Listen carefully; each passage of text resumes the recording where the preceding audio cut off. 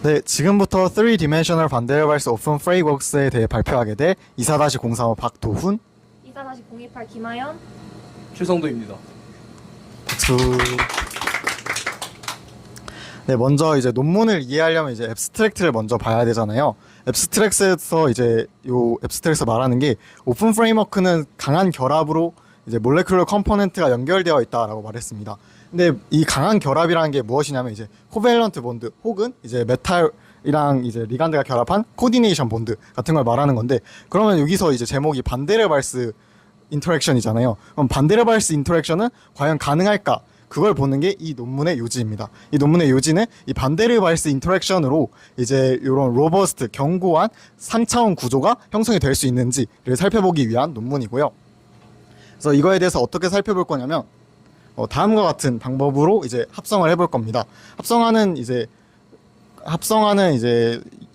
요인은 이제 첫 번째로 큰 옥타헤드로 메탈 오르가닉 폴라이헤드라를 만들어서 이제 접촉 면적이 커지면 이제 반데르발스 힘이 당연히 강해지니까 그걸 이용해서 이제 반데르발스 프레임워크를 만든다. 두 번째로 스페어스 다이아몬드 네트워크를 이용해서 라일지 포어리스티를 이제 요구한다. 그다음 세 번째로 이제 인터모레큘러 컨택트 인터랙션을 400kJ 이상으로 만들어서 반데르발스 프레임워크를 만든다라고 앱스트랙트에 되어 있습니다. 그다음에 그거와 더불어서 하이 테르멀 스테빌리티를 확인해보고 하이 서페이스 에어리아를 확인해보고 리크리스탈리제이션을 확인해보고 끝내도록 하겠습니다. 그래서 순서는 다음과 같습니다. 첫 번째로 이 반데르발스 프레임워크를 어떻게 만들게 됐는지 합성한 전략에 대해서, 그래서 먼저 일단 오픈 프레임워크를 먼저 설명을 해야겠죠. 그래서 오픈 프레임워크를 설명을 하고 그 다음에 어떻게 스트롱 인터랙션을 유도할 수 있는지, 그 다음에 오픈 보이드는 어떻게 유지할 수 있는지에 대해서 설명한 다음에 그 이후로 이제 만들어진 와프, 즉 반데르발스 프레임워크에 대해서 각각 살펴보고 그 다음에 thermal stability랑 surface area, recrystallization을 확인해보고 컨클루전으로 끝내도록 하겠습니다. 네, 그래서 이 논문에서는 오픈 프레임워크를 합성하고자 하였기 때문에 우선 오픈 프레임워크가 무엇인지부터 정의를 하고 넘어가고자 합니다. 오픈 프레임워크란 나노포러스 크리스탈린 레티스를 의미한다고 되어 있습니다. 그래서 이러한 오픈 프레임워크의 예시로는 메탈 오르가닉 프레임워크, 모프, 혹은 코발런트 오르가닉 프레임워크, 코프와 같은 것들이 있습니다. 그리고 이러한 오픈 프레임워크가 형성되기 위해서 필요한 조건들은 우선 오픈 보이드가 유지가 되어야 하고요. 그리고 로버스트한 그 프레임워크가 유지되기 위해서 아주 강한 인터랙션 에너지가 필요합니다. 그래서 이러한 강한 인터랙션 에너지를 어떻게 성취해낼 수가 있는가를 살펴보기 이전에 다양한 다른 오픈 프레임워크에서의 인터랙션 에너지를 이 논문에서는 비교하고 있습니다. 앞서 말씀드린 코프나 모프, 호프 같은 오픈 프레임워크 같은 경우에는 이제 여기에 있는 이 인터랙션 에너지 표와 같이 대략 200kJ/mol 이상의 에너지를 가져야 안정한 오픈 프레임워크를 형성한다라고 논문에서는 언급을 하고 있는데요. 그래서 반데르발스 힘이 적어도 200kJ/mol은 되어야 강한 로버스트 프레임워크를 형성할 수 있으며 다른 이런 코디네이션, 코발런트 본드나 하이드로젠 본드와 같은 그런 에너지를 가져야 한다고 논문에서는 언급을 하고 있습니다. 그래서 두 가지 부분에 대해서 알아볼 건데요.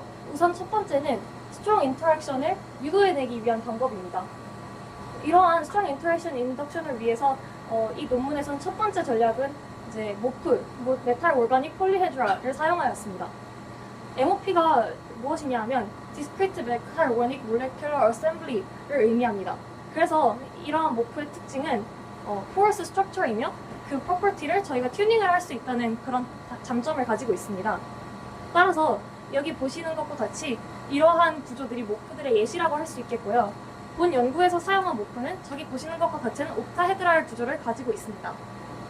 이러한 모프는 그 쉐입을 디자인을 할 수가 있기 때문에 콘택트 에리아가 커질 수 있도록, 즉 더 강한 인터랙션이 가능하도록 한다는 장점을 가지기에 이러한 모프를 선정했다고 합니다.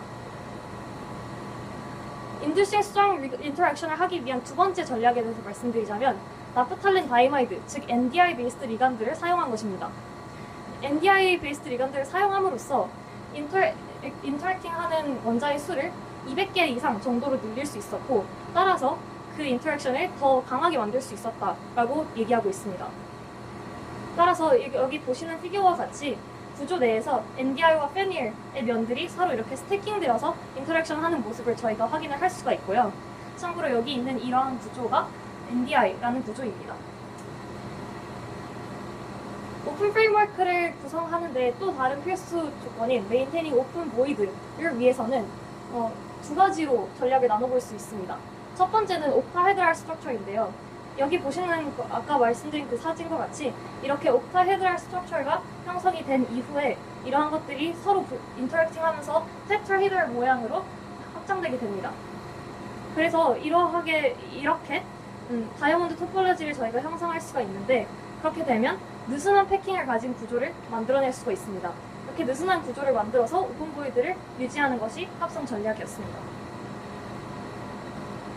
그래서 합성 전략에 맞게 실제로 이제 합성을 해봤고요. 합성한 이제 맨 처음에 와프1이라고 반데르발스 프레임워크 첫 번째로 합성한 게 이 NDI 페닐이랑 이제 로듐을 이용해서 합성을 해서 이러한 이제 합성물을 얻을 수 있고요. 요거에 이제 모프, 즉 메탈 오가닉 폴리헤드랄을 봤을 때 이제 저희가 원하던 대로, 논문에서 원하던 대로 옥타헤드랄 이제 모프를 형성한다는 걸 확인할 수 있었습니다. 그래서 옥타헤드랄 모양이 이런 모양이랑 비슷한 걸 확인할 수 있죠. 그래서 이제 사실 저희가 합성 전략을 세웠기 때문에 합성 전략에 이제 잘 부합하는지 확인할 필요가 있었습니다. 그래서 첫 번째로 크리스탈 스트럭처는 아까 전에 다이아몬드 토폴로지를 형성한다고 돼 있었는데요. 이 오른쪽과 같은 사진이 이제 다이아몬드 토폴로지입니다. 그리고 왼쪽과 같은 사진은 실제로 와프1 같은 경우를 싱글 크리스탈을 찍어 봤을 때 생기는 그 결정 구조를 시각화한 것입니다. 이를 보면 B와 A의 모습이 상당히 유사한 걸 통해서 합성 전략대로 잘 합성되었구나를 확인할 수 있습니다. 또 아까 전에 이 모프를 활용해서 스페어스 패킹을 한다고 했는데요. 이 스페어스 패킹을 통해서 이제 기존에는 그 내부 안에 있었던 보이드가 15% 정도였다면 이제 이 외부의 보이드까지 요 사이사이 간격이 이제 보이드까지 더해져가지고 약 35%의 더 큰 보이드를 가진 것을 확인할 수 있었습니다. 따라서 합성 전략에 따라서 보이드가 증가한 것을 확인할 수 있었고요. 마지막에 인터랙션 에너지 같은 경우에는 실제로 이렇게 XC, 그러니까 싱글 크리스탈을 통해서 얻어낸 이 결정 구조를 토대로 이제 계산을 DFT를 이용해서 계산을 실제로 돌려봤습니다. 계산을 돌려본 결과 이제 런던 디스퍼션 포스가 상당히 높은 것을 확인할 수 있었고요. 이 면에 200개 이상의 원자가 존재해서 상당히 인터랙션 에너지가 높다는 것을 확인할 수 있었습니다. 또한 이 인터랙션이라는 걸 간접적으로 알 수 있었던 증거가 결정 구조 사이에 있었던 실제 원자와 원자 사이의 반지름 사이의 거리보다 실제 원자와 원자의 거리가 더. 자, 이제 이 논문에서는 방금 살펴본 이 구조가 와프 1의 구조였고, 이제 와프 2, 3, 4도 이 논문에서 합성을 하는데, 저희가 와프 1에서 봤던 것이 이제 이 NDI 페닐 리간드와 로듐 베이스드 배틀필 클러스터를 사용을 했는데, 저희가 와프 2, 3, 4로 변화를 시켜가면서 사용한 것이 와프 2에서는 로듐을 그대로 사용했고, 그리고 리간드를 NDI 페닐 알라닌으로 바꿔준 뒤 이제 와프 3와 4에서는 금속이 로듐에서 구리로 바뀌게 되었고, 이러한 리간드는 와프 3에서는 그대로 페닐 알라닌, 와프 4에서는 NDI 페닐과 NDI 알라닌을 섞은 형태가 나왔습니다. 이제 얘네가 패킹되는 걸 보기 위해서 저희가 사이트 어큐펜시라는 개념을 도입을 하는데, 사이트 어큐펜시가 뭐냐면은 이러한 결합하는 특정 사이트에 그러한 이 페닐 링이 존재할 수 있는 확률을 저희가 사이트 어큐펜시 페닐 링이라고 해요. 그래서 이것이 와프 1에서는 1이었고, 여기서는 0.62, 그리고 와프 3에서는 0.42, 와프 4에서는 0.54가 된 것을 확인했습니다. 떨멀 스테빌리티를 한번 살펴볼 건데, 이제 저희가 이거를 분석하기 위해 첫 번째로 TGA, 열중량 분석, 그리고 FET PXRD, 온도가 변함에 따라 PXRD를 찍는 두 가지 방법을 사용합니다. 우선 TGA가 무엇이냐면, 저희가 크리스탈에 열을 가하게 되면은 이 열을 많이 가했을 때 이 크리스탈이 분해가 되면서 중량이 감소해요. 이거를 보는 건데, 이제 지금 보시면은 약 300도 부근에서 바프 1부터 바프 4까지가 분해가 된 것을 확인할 수 있고, 그 전까지 유지되는 것으로 보아 300도 정도까지 떨멀 스테빌리티가 유지가 된다를 확인할 수 있고, 이제 VT PXRD, 온도가 변함에 따라 PXRD를 각각 찍은 건데, 바프 1에 대해서 바프 1이 맨 아래에 있는 검은색이 계산으로 시뮬레이트 된 값을 얻은 거고, 온도를 올려가면서 찍었을 때 593켈빈, 즉 320도 정도까지는 이게 형태가 유지되었지만 613켈빈에서 완전히 크리스탈리니티가 사라지는 것으로 보아 320도 정도까지 서머스텝 320도 정도까지 크리스탈리니티가 유지가 됐고 서머스테빌리티가 상당히 높게 만들어졌다를 확인할 수 있습니다. 그리고 서피스 에리어를 한번 살펴볼 건데 저희가 서피스 에리어를 보기 위해서 보통 N2와 같은 기체를 흡착을 시키는 방법을 사용합니다. 즉 이게 같은 방법을 한 건데 지금 보시면은 바프 1에 비해서 2, 3, 4가 훨씬 높은 것을 확인할 수 있죠. BET로 측정한 서피스 에리어도 딱 그 동일한 경향성을 보이는데 이제 첫 번째 이유로 저희가 바프 1에서는 페닐이 양쪽에 달려있고 그게 얘네 두 개가 NDI와 스태킹을 하면서 더 강한 패킹을 형성합니다. 하지만 바프2에서는 페닐링이 두 개가 아닌 하나만 존재하기 때문에 더 패킹이 약해진 것을 볼 수 있고 따라서 패킹이 약해진 바프2, 3, 4에서 더 큰 포어 사이즈가 형성이 되고 거기에 N2가 더 많이 흡착이 될 수 있었다는 것을 확인했습니다. 또한 여기서 측정한 것의 단위를 보시면은 저희가 측정한 것이 N2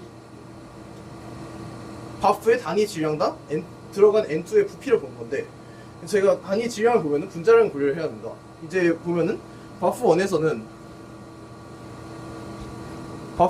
로듐 베이스드 크러스트를 사용하고 3, 4는 구리 베이스이기 때문에 이제 몰레큘러 웨이트가 반대로 썼는데 죄송합니다.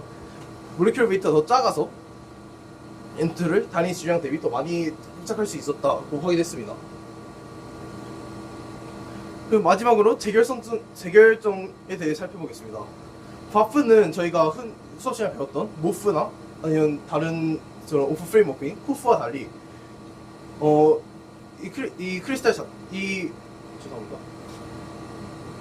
이 폴리머 자체가 이 크리스탈 자체가 모프의 단순한 패킹으로 구성이 돼요.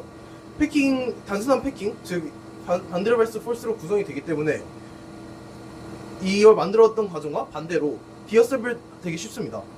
이게 그 과정을 나타내고 있는데 첫 번째 그림이 바프4를 DMF에 용해시킨 것, 그리고 이거를 다시 DMF와 에탄올 혼합 용해에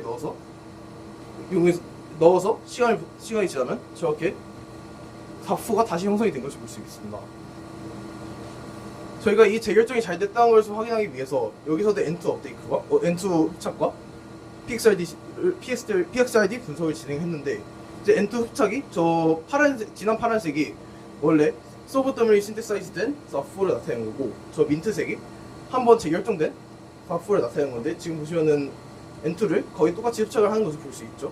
그리고 오른쪽이 PXRD인데 이제 맨 아래 노란색이 처음에 합성된 바프4 그리고 그 위로 갈수록 한 번, 두 번, 세 번 재결정된 바프4인데 동형의 PXRD 픽이 나오는 것을 보아 같은 구조가 형성이 되었다를 확인할 수 있었습니다. 이제 결론인데 우선은 이 논문에서는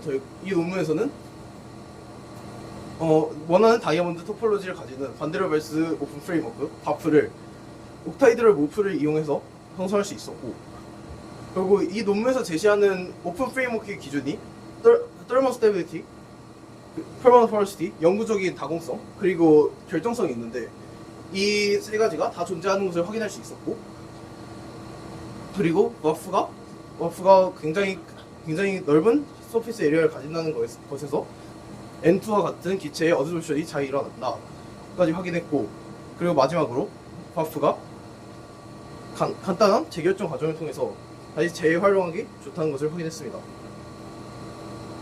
이상입니다. 감사합니다.